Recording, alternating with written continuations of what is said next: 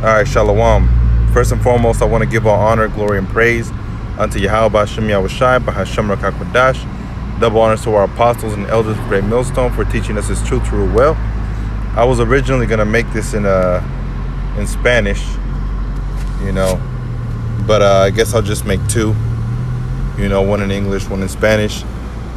So it says Amos chapter 3 and verse 1.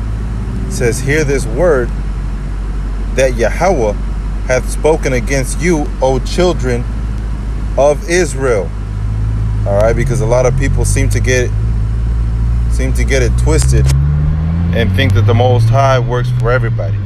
They like to quote the book of Psalms, and they want to quote the nice, pretty scriptures that talk about the Lord fights for us, and the Most High loves us, and God does this and God does that for us.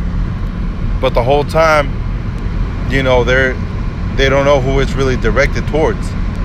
All right, and that's why it's important to go into the scriptures and read the scriptures and understand the scriptures, listening to the elders, listening to the brothers, when they clarify certain things, because through the Spirit, it's answering the questions that you've had in your mind, So in Amos 3 and 1, it says, "Hear this word that Yahweh hath spoken against you, O children of Israel, against the whole family, which I brought up out of the land of Egypt, saying, you only have I known of all the families of the earth.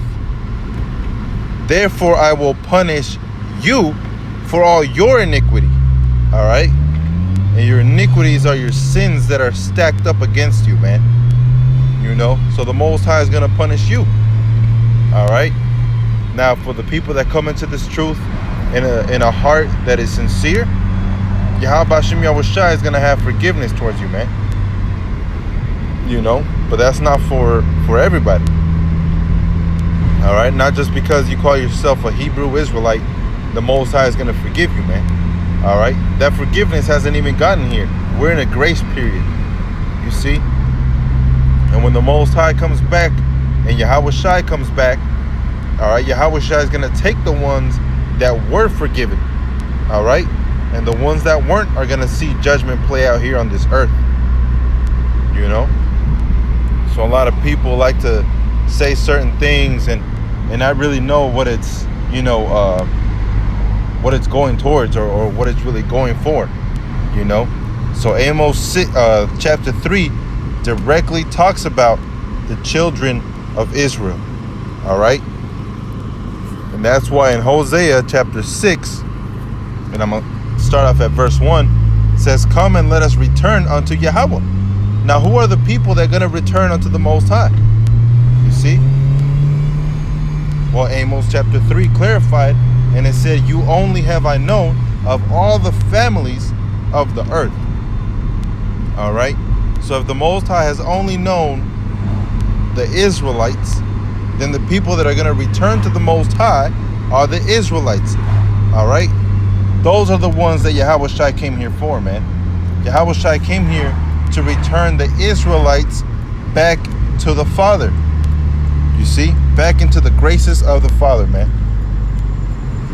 That's who He came back to redeem. You see? Yahweh Shai came here to redeem them, the Israelites. He didn't come here to redeem everybody. He didn't come here to forgive everybody. All right? He came here to forgive His people for their sins. All right? And His people are the Israelites.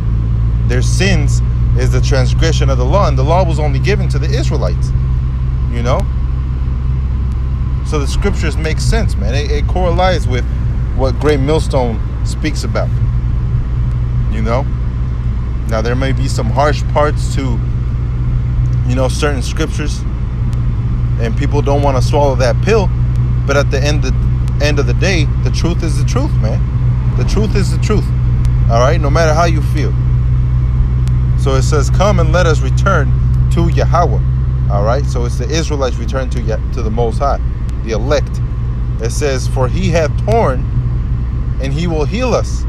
All right, so whatever you're going through in your life, you may be going through some hardship, and you might look at another brother You know, you might look at another so-called Negro or whatever. You might look at them like, damn, man, our people are going through some shit. You know? And it's because they disobeyed the Father, the Most High. You know? So it ain't always about, you know, people in this, in the truth only go through stuff. All right? It's, you know, you have Israelites that go through stuff every single day, man. But the Yahawashi said that it's better to suffer as a righteous man following Yahweh Hashem Yahawashi than to just suffer as a wicked man. All right? Because the wicked Israelites are going to suffer either way, man. You know? So it says, he hath smitten and he will blind us. All right? He has smitten and he will bind us up. So it's not up to us to come together. It's up to the Most High if he wants you to be part of that covenant. You see? If he wants you to be part of that election. You know? It's up to the Most High, man. And that's why you should always fear the Most High Yahweh and his son Yahawashi. Because it's never been about you. It's never been up to you. You know? It's never been what you wanted. It's always been about what the Most High wants, man. It's always been about his good pleasure. You see? And part of his good pleasure was to give his power to Yahawashi. All right? He's still the Most High. That doesn't disannul him. All right? But he gave power unto Yahawashi, and he gave power unto his elect. You see? But it's always been about what the Most High has put in his good pleasure, man. You know? So he's the one that's going to gather us up. All right? It's not this unity of camps that we're going to be doing and coming together. All right? But the unity is through the brotherhood, through Yahweh Hashem Yahawashi. You see? It says, after 2 days will he revive us.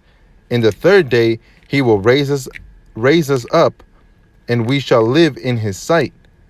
Then shall we know, if we follow on to know Yahweh, his going forth is prepared as the morning. He shall come unto us as the rain, as the latter and former rain unto the earth. And did not Yahawashi, or did not Yahweh Hashem Yahawashi say in the scriptures that he's going to pour out doctrine as rain? All right? So you have to have the right doctrine, man. He's going to pour out doctrine as prophecy. That's what it was, Salakia. You know? But also the doctrine represents water. So does wisdom. You know? So it's all in all have to be, you know, a full circle, man, with the scriptures. You know? So it says, where was it? Verse 4, O Ephraim, what shall I do unto thee? O Judah, what shall I do unto thee? Why? Because it's two separate houses. You see? They were separated. But Yahweh Hashem Yahawashi is going to bring them back together, like it says in Ezekiel chapter 37. You know? Which you have a lot of people saying, no, you know, the Israelites and this and that, and, you know, they're not supposed to come together, and, you know, it never was said that they were going to come together. Okay, well, when did Ezekiel 37 happen? You know, and that's something that the elder apostle asks a lot because people can't answer it. Oh, no, that's talking about something else. Well, what is it talking about, man? You know, people can't answer it. Why? Because Ephraim and Judah are two different sticks. All right? But Yahweh Hashem Yahawashi, through the power of Yahweh Hashem Yahawashi, those two different sticks, those two different kingdoms are coming back together as one olive tree, one branch. All right? It says, for your goodness is as a morning cloud, and as early dew it goeth away. All right? So you may be good for a little bit. You know, our people might be following a good path for a little bit, but, you know, almost right away, it goes away. You know? Whenever it's by their own accord, it never stabilizes, man. You know, the Most High is always going to send something to break that up. You know, point in place, Black Wall Street. You had Black Wall Street that was doing better than any other place, man. And it was all ran by so-called Negroes. And what happened? He sent Esau, Edom to go in and destroy it. And that's exactly what happened, because everything is ordained by the Most High, man. You know? So if the Most High is telling you and letting you know through the scriptures, you are not going to get successful, you are not going to be at peace, and you are not going to live wealthy without me, then guess what that means? That means you're not going to succeed without Yahweh Hashem Yahushai, man. And you best believe that the Most High is going to make it happen. All right? And that's why I want to go to Hosea chapter 4, and I'm going to go to verse 6. It says, my people are destroyed for lack of knowledge. All right? And that goes to the so-called Negroes, the so-called Latinos, the so-called Native Americans, all right, and the Israelites that we can tell through the Spirit. You know, if you can receive this word, you're an Israelite, man. It says, because thou hast rejected knowledge, I will also reject thee, that thou shalt be no priest to me, seeing thou hast forgotten the law of thy power, I will forget thy children. All right, I will also forget thy children. So the Most High is letting you know, you have these laws, statutes, and commandments for a reason. All right, and that reason is not faith. All right, but you have to have faith in order to start following back, go back and start following these things, man. You know? So it's the whole spectrum of being an elect, man. Going back and doing all these things. All right, so I'm going to end it with Colossians 3:12. It says, put on therefore as the elect of the Most High, holy and beloved, bowels of mercies, kindness, humbleness of mind, meekness, long-suffering. So you have to be humble in this thing too, man. You know? It's telling you all the things listed right here are all part of what the elect are going to be doing. All right? They're going to be long-suffering. That means they're going to be enduring in this truth. They're going to be meek. That means they're going to be humble. All right? Humbleness of mind. So not only be humble, all right, but in your inside of your mind, you have to be humble as well. All right? Holy, which means separate. All right? To be holy means to be separate. You know? It says, beloved, bowels of mercies. You see? It says, forbearing one another. So you have to go back to the brotherhood. And forgiving one another. No matter whose fault it was, you have to forgive a brother, man. It says, if any man have any quarrel against any, even as Mashiach forgave you, so also do ye. All right. And one thing that I woke up to was a video of Elder the Dallas camp. You know, that they made a video saying that Yahweh Shai prayed for you. And that's true. Yahweh Shai prayed for you before he even knew you, man. He prayed for his people. All right. He prayed for his elect, man. You know, and that's something you have to remember in the sense of, you know, fighting on. You have to continuously remember Yahweh Hashem Yahushai, man. You know? So verse 14, it says, and above all these things, put on charity, which is the bond of perfectness. You know? So you have to be charitable. Let's look at that word charity. Charity, agape. And that's selfless love, man. All right? It says affection, goodwill, love, benevolence, brotherly love, love feast. All right? That agape love is talking about selfless love. You have to be selfless in this truth, man. All right? We know you have to work out your own salvation through fear and trembling. All right? But also your salvation consists of your actions, man. All right? And your actions speak louder than words, you know? So I hope that was edifying. With that, I want to give all honor, glory, and praise unto Yahweh, by Hashem Yahweh Shai, by Hashem Rakakwadash. Double honors to our apostles and elders of Great Millstone for teaching us his truth to rule well. Shalom to the brothers. Shalom.